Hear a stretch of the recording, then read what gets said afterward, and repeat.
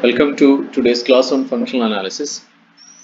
Today we discuss some basic results to prove Hahn-Banach theorems. The Hahn-Banach separation theorem and the Hahn-Banach extension theorem are two of the most fundamental results in functional analysis. The first deals with separation of two disjoint convex subsets of a normed space by a closed hyperplane, while the second ensures a norm-preserving linear extension of a functional on a subspace of a normed space. The first is geometric in nature, while the second has an analytic nature. The basic result is proved for the normed space over R. It is proved by Hahn and Banach. A simple technical result that we are going to prove enables us to treat the case of normed space over C. The complex case of Hahn-Banach theorems was proved by Bohenblust and Sobzig in 1938. It is about 10 years after Hahn and Banach proved the real case. So first we prove lemma 7.1, which enables us to treat the case of normed spaces over C. We prove lemma 7.1. Let X be a linear space over C. Regarding X as a linear space over R, consider a real linear functional u from X to R. Define f of x is equal to u of x minus I u of ix, x belongs to x. Then f is complex linear functional on x. So we prove that f is a complex linear functional on x. Proof: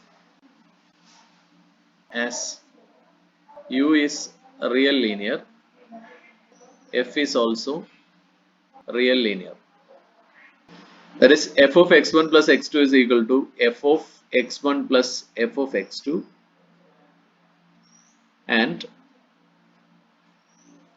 f of rx is equal to r into f of x for r belongs to R.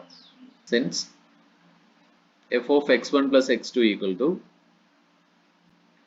u of x1 plus x2 minus I into u of I x1 plus x2 by the definition of f of x. So this is equal to u of x1 plus u of x2 minus I into u of I x1 plus u of I x2. Since u is a real linear, it is given that u is only a real linear, so you cannot take I outside. So this is equal to u of x1 plus u of x2 minus I into u of I x1 minus I into u of I x2. So that is equal to u of x1 minus I u of I x1 plus u of x2 minus I u of I x2. So this is equal to f of x1 plus f of x2, and f of rx is equal to u of rx minus I u of I rx. So this is equal to r into u of x minus I into, you can take r outside since u is a real linear and r is a real number, r into u of ix, since r belongs to R and u is a real linear function. So this is equal to r into u of x minus I u of ix. So this is equal to r into f of x. Therefore, f is a real linear. Now we show that F is complex linear. That is f of x1 plus x2 equal to f of x1 plus f of x2. x1, x2 belongs to x, and f of cx equal to c into f of x for c in C, complex space, and x in x. So we already proved that f of x1 plus x2 is equal to f of x1 plus f of x2. That is, the proof is similar to that of the real case. So we have f of x1 plus x2 is equal to f of x1 plus f of x2. So it is enough to prove that f of cx is equal to c into f of x. So we prove that f of cx is equal to c into f of x for c belongs to C. Let C is equal to some a plus ib, where a and b are real numbers. Then f of cx is f of a plus ib into x. So this is equal to f of ax plus ibx, that is equal to f of ax plus f of ibx. So this is equal to a into f of x plus b into f of ix, since f is real linear.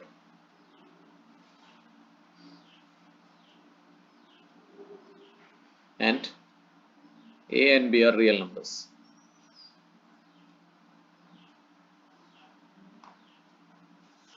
Therefore, if you are able to show that f of ix is equal to I into f of x, then if you take this as a star, this is f of cx, then f of cx is equal to a into f of x plus b into I into f of x.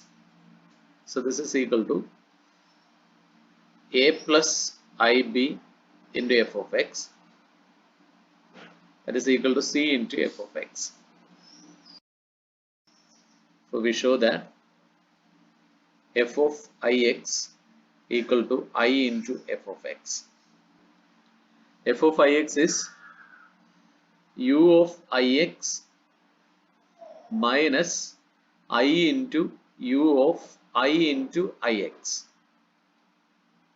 So this is equal to u of ix minus I into u of minus x. So this is equal to u of ix plus I into u of x, since u is real linear. So this is equal to minus I square into u of ix plus I into u of x. This is because minus I square is 1. So this is equal to I into minus I into u of ix plus minus I into u of x. So this is I into minus I u of ix plus minus I square u of x. So this is equal to I into minus I u of ix plus u of x. That is equal to I into u of x minus I of x. So this is I into f of x. I have proved that f of ix is equal to I into f of x. So using this and equation star, you have f is complex linear. Therefore, f is complex linear.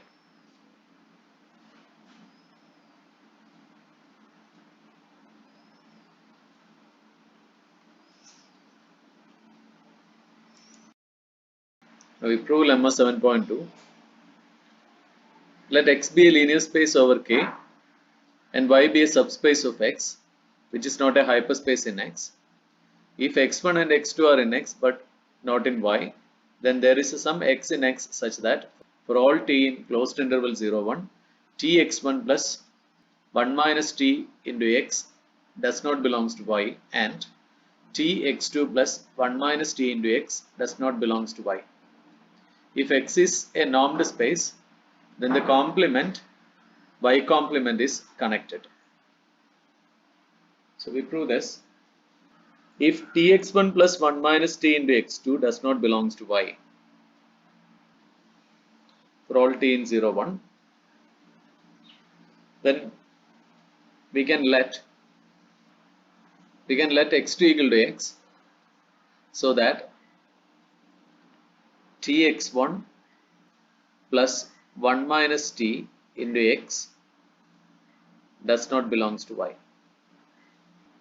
Assume that there is a sum s in open interval 0, 1 such that sx1 plus 1 minus s into x2 belongs to Y.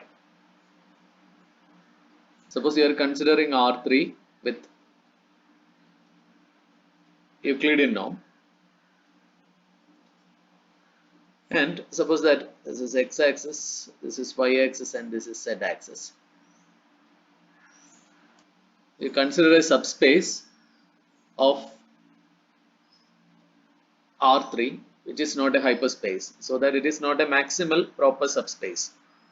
So you know that maximal proper subspaces of R3 are planes passing through origin. So you consider a line passing through origin, that will be a subspace of R3 which is not maximal. Subspace of R3 which is not a hyperspace. So you consider a line passing through origin. So it will be a subspace of R3, but it is not a hyperspace. So you take this as the space Y. Now you consider 2 points which is not in Y. So you consider x1 here and you consider an x2 here. And if tx1 plus 1 minus tx2, that is a line segment joining x1 and x2, does not intersect Y, that is this case. Time s. Suppose that the line segment joining x1 and x2 meets Y is this line at time s. So there exists a point s in 0, 1 such that sx1 plus 1 minus s into x2 belongs to Y. Then span of yx1 equal to span of yx2. This is because since sx1 plus 1 minus s into x2 belongs to Y, we have sx1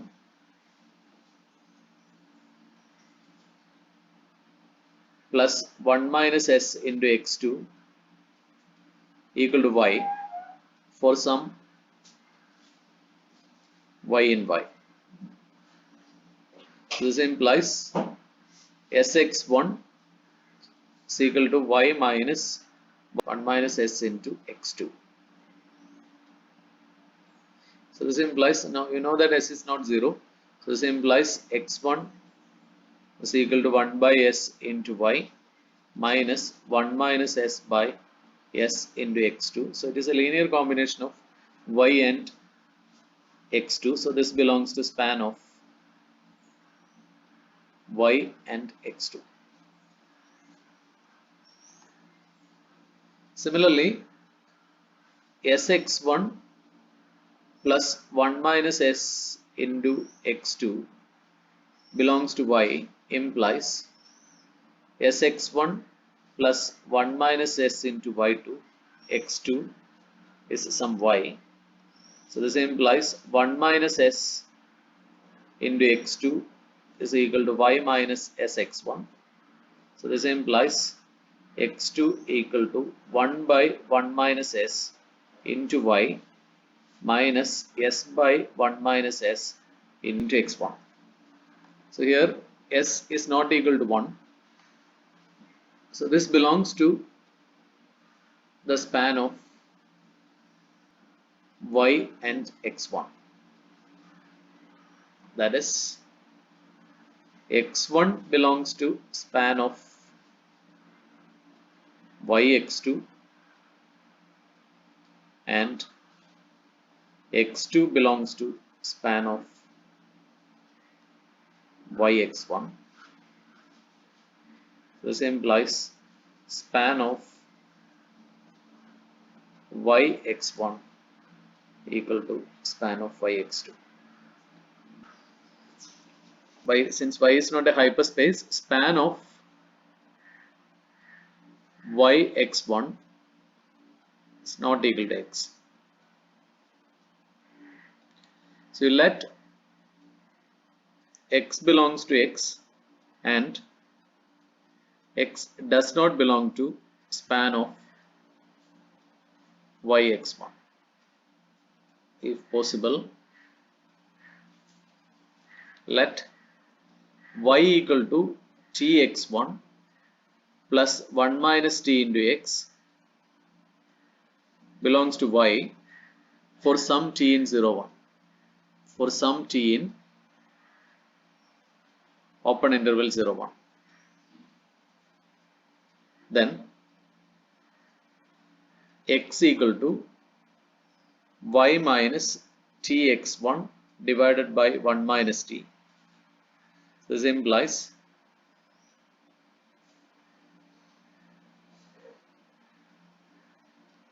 x equal to 1 by 1 minus t into y minus t by 1 minus t into x1. So this belongs to span of y x1. So which is a contradiction to our assumption that x does not belongs to span of y x1. So which is a contradiction to our choice of x. Therefore, tx1 plus 1 minus t into x does not belongs to y. Similarly, since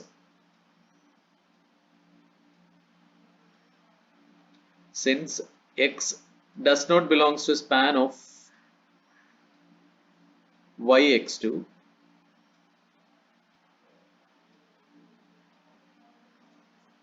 tx2 plus 1 minus t into x does not belongs to y for all t in 0, 1. This completes the first part. So let X be a normed space.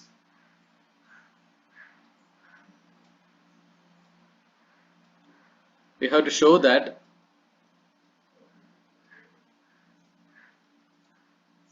Y complement is connected.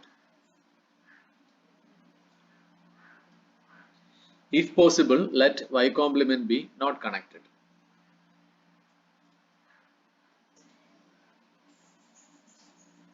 That is y complement equal to S1 union S2, where S1 and S2 are non-empty disjoint open subsets of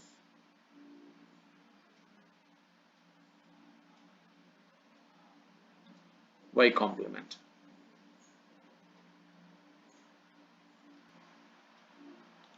Consider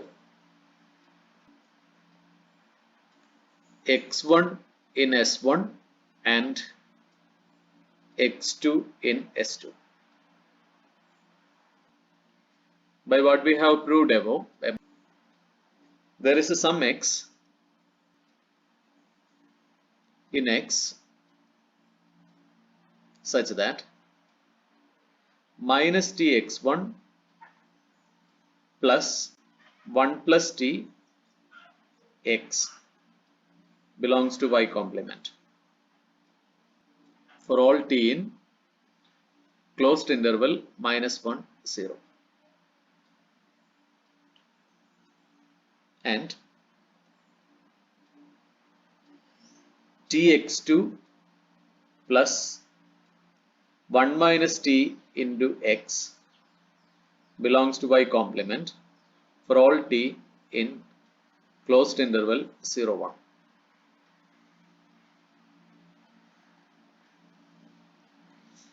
Now define alpha from closed interval minus 1 1 to y complement as follows. Alpha of t equal to minus t x1 plus 1 plus t x if t belongs to minus 1 closed interval minus 1 0 and tx2 plus 1 minus tx if t belongs to closed interval 0 1. So define alpha of t like this. Then alpha of minus 1 is minus 1 into x1 plus 1 plus minus 1 into x. So this is x1. And alpha of 1 is 1 into x2 plus 1 minus 1 into x. So this is x2. That is alpha of minus 1 belongs to S1 and alpha of 1 belongs to S2. And we have alpha is a continuous function. So since alpha is a continuous function, closed interval minus 1 1 will be the disjoint union of the non-empty open subsets alpha inverse of S1 and alpha inverse of S2, which is a contradiction